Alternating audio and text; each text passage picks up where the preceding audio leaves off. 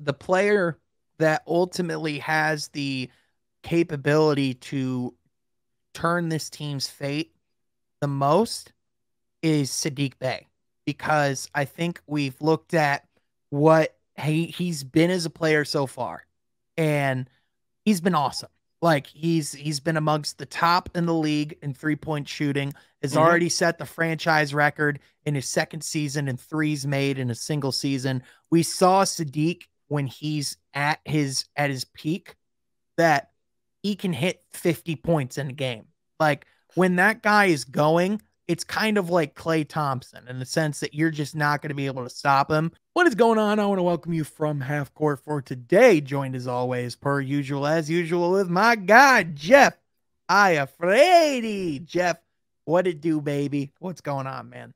Nothing much, man. I had a good weekend, and especially this time, it's important for guys like me and you who are obsessed with the game to just enjoy ourselves during this off season. I'm Yep. excited for Pistons basketball to get back, but also I'm appreciating some of these quiet weekends because come the season, it's a grind, and I'm excited. It's been weird, man. Like It I has. texted you, like I'm like we were talking about it because we were like we're gonna like take we're gonna take a break at some point, but it was like this kind of like doing content like a couple times a week in bulk. It kind of feels like a break because it's like there's times of the week where like I took a nap like on a weeknight and I was like, what the hell?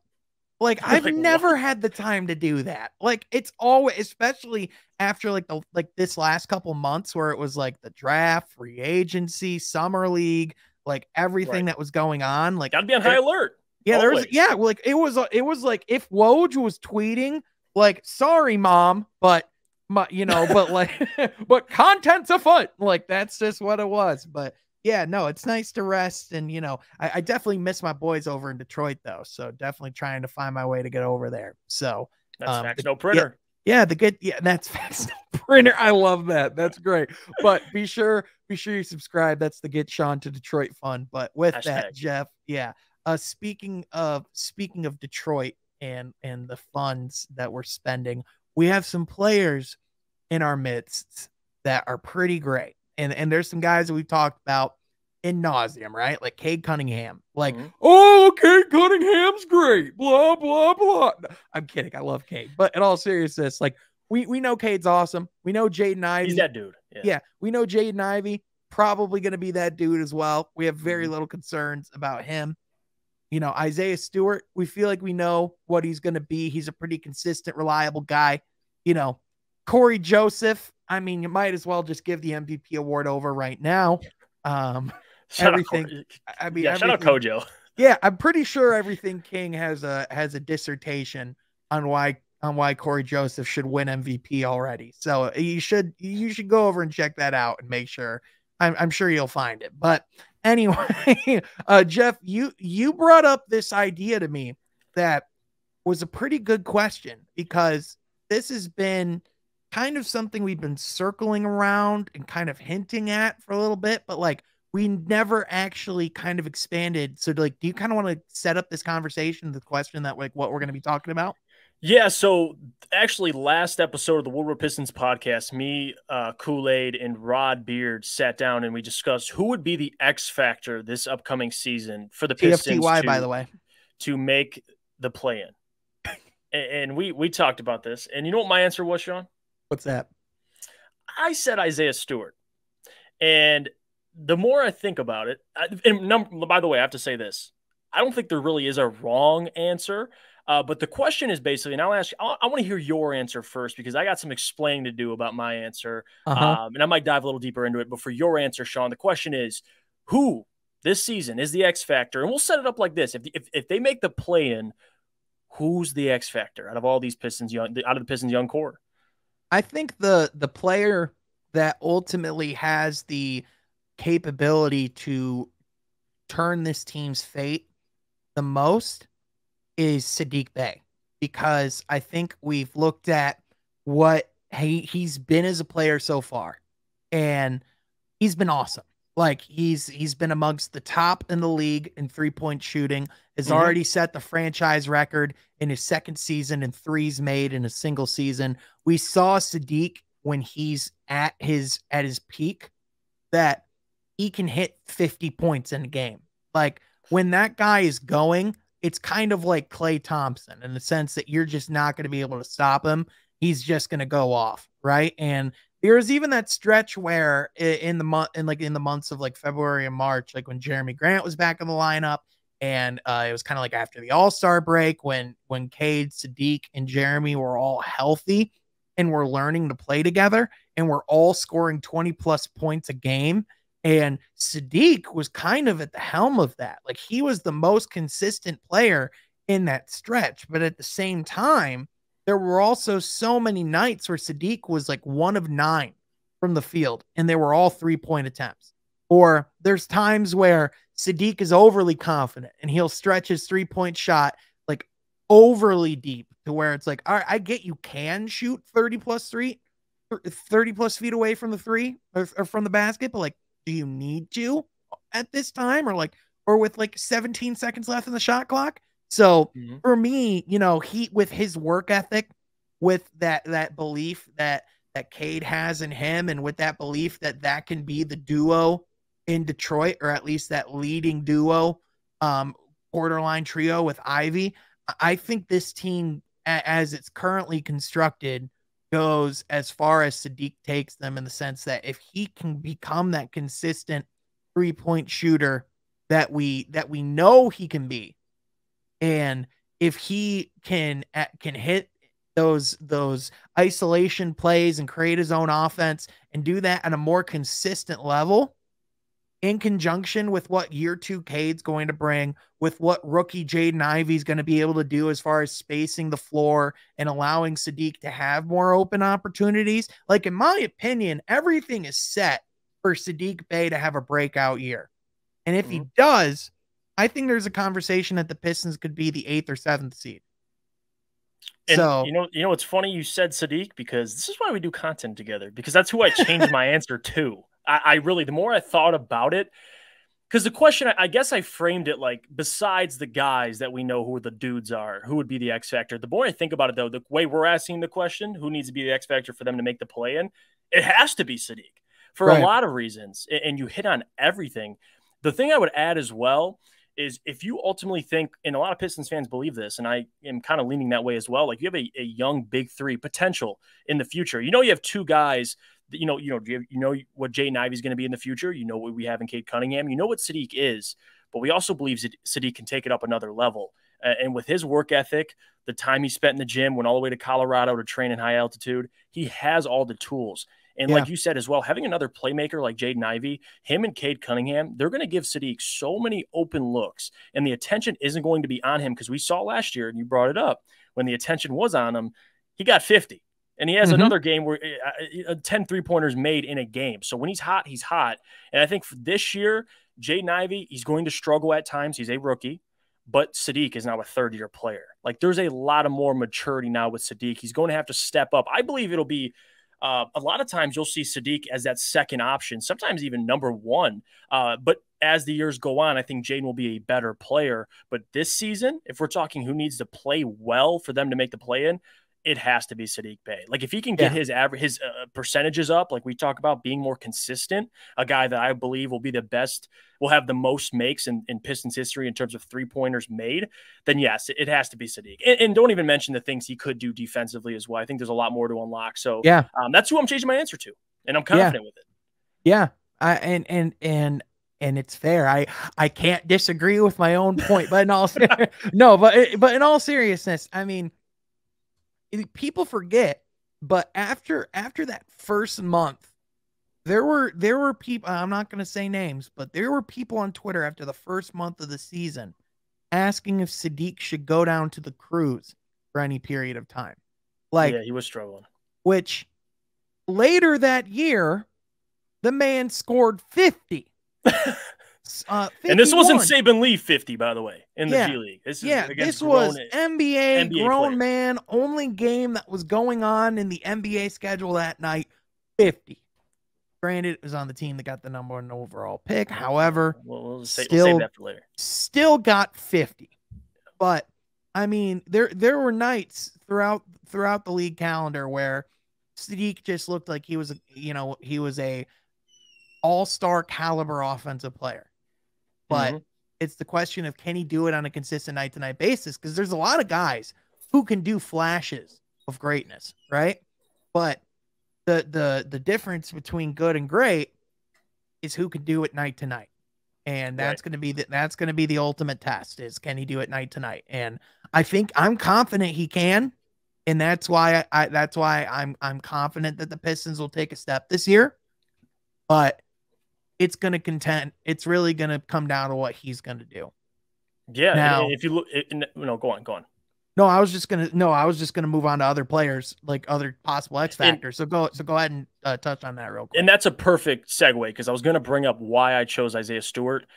A lot of this with Isaiah as well, because we've seen what he's added with his 3-point shot. And I think he's going to see plenty of playing time. Last year, he was playing a lot of the 5.